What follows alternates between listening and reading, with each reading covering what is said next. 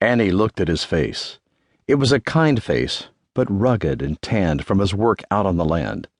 His eyes were the most vivid hazel she had ever seen, as she could barely tear her eyes from them to even take into consideration the rest of him.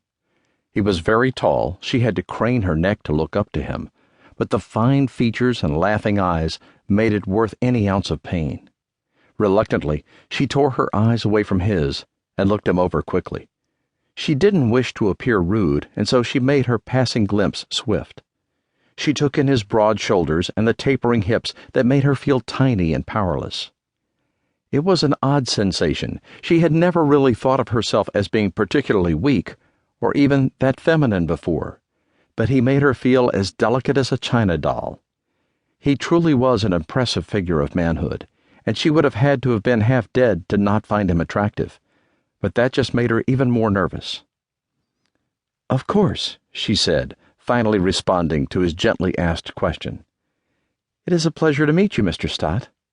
Awkwardly, she looked down towards her feet and held out her hand for him to shake.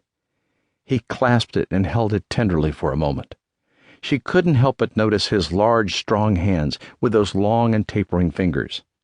She could see tiny scars where he had suffered nicks and cuts as he undertook his work, and feel the hard skin from riding out on the land and pulling on ropes on board ships. They were hands that would always catch you if you fell, she thought, as a bolt of electricity flashed through her entire body. "The pleasure is all mine," he said, his deep baritone voice rippling through her like music. He bent down and raised her hand to his lips, and, in a move she hadn't expected, turned the palm over and unfastened her glove. He pressed his lips slowly to the inside of her wrist, and then carefully buttoned her back up. Her entire body quivered. Nobody had ever done such a thing to her before. It was so intimate, so sensual.